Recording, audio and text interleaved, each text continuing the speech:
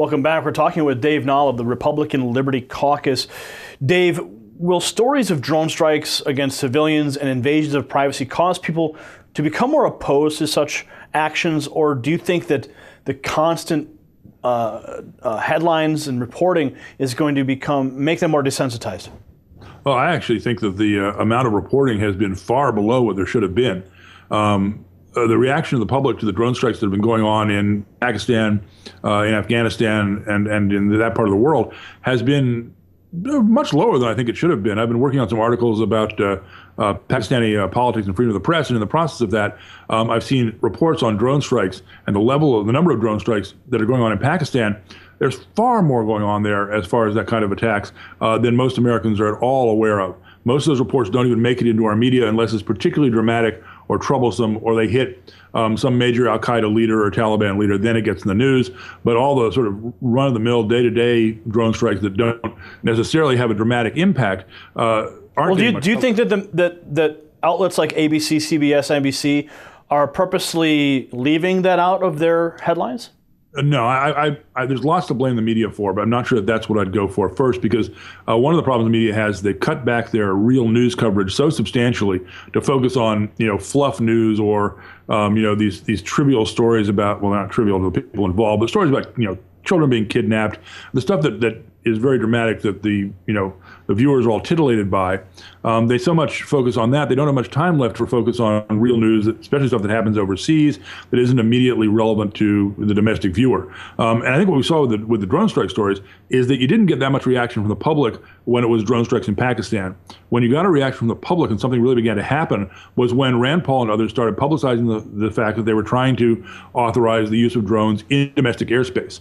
And when that started to get out, then you saw a lot more people getting angry and reacting here in America because they saw a relevancy to their own lives that you didn't see necessarily with people far off in Pakistan, with Ayatollah Alawi and his son being killed in Yemen. People just didn't relate to that stuff the way they did to just the possibility that there might be drones flying over their suburban neighborhoods. Now let's talk about something you had reported on about the secessionist movement in Mexico. Yeah. How serious is that, and would this simply create a new country outside of Mexico and the United States, or are they trying to become part of the United States? What are the details there? I think the origins of this story, it's a fascinating story, is that basically the Mexican government, the central government of Mexico, which is basically a communist government, got very unhappy with the Fox administration 2 administrations ago, had offered a tax break to the northern territories of Mexico because they were doing so much business in the United States. They were generating a lot of jobs, generating a lot of revenue. So they cut their taxes and put them basically 6 percentage points below the rest of the country. Well, the central government has just reversed that. And overnight, they've raised their taxes by 6%. Their VAT, their value-added tax, that goes on everything they manufacture. And this is where all the factories are. And the people who work in those factories, the people who own those factories, are the middle class of Mexico. The rest of the country doesn't really have a middle class. It has an upper class and a class of peons, peasants.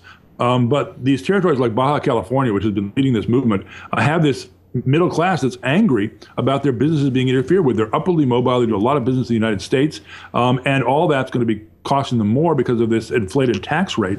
So they've decided they're going to start, non-compliance with the government on a lot of things. And they've, issued wanted posters for government officials there. They've been trying to drive them out of the area. They want the government to do more about the drug cartels, which interfere with their business. And they want to use the wealth and leverage that they have to gain some sort of independence from the central government. The problem they have, of course, is that in numbers of people, they're a relatively small number of people. But in wealth, they've got the resources to do a lot more as far as publicity, promotion, and access to international media than the rest of the population in Mexico necessarily has. Are they going to have a civil war there? Do they have the military means to have a civil war, or would they have to hire corporate mercenaries? Well, Mexico has very strict gun controls. And if there's going to be a civil war, it's going to be because the cartels want to support this independence movement because that situation might make it easier for them to do business. If the cartels come on board, then they would have the manpower and the weapons to actually have an insurrection of some sort.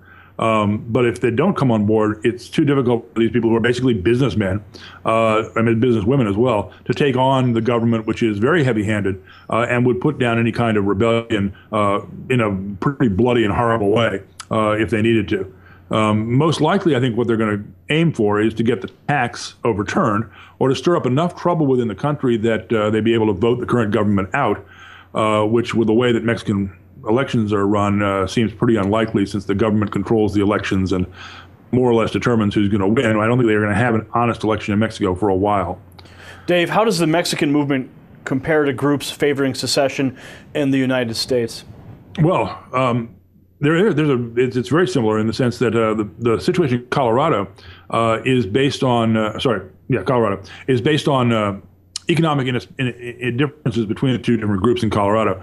In the secessionist movement, you have mostly farmers and ranchers in northern Colorado who don't feel that the government, which is urban-based essentially, covers the same concerns that they have. It's the same thing in Mexico, except that in the case of Mexico, the central government in Mexico City is very much based on urban votes. That's how they got elected. Most of those urban votes coming from Mexico City itself, and they essentially closed everyone out of the political process who wasn't part of that central urban population that's easy to motivate to vote. So it's an urban versus rural thing, except in the case of Mexico, the rural territories happen to have a lot more money and a lot more political clout than farmers in northern Colorado do. Do you think that the farmers in northern Colorado are going to be successful in pulling away and forming their own state? Well, it's a really fascinating situation. And it'd be interesting to see what the federal government reaction to it is, because in order to create a new state legally, you have to get the approval of their state government and also the approval of the federal government to allow it to happen.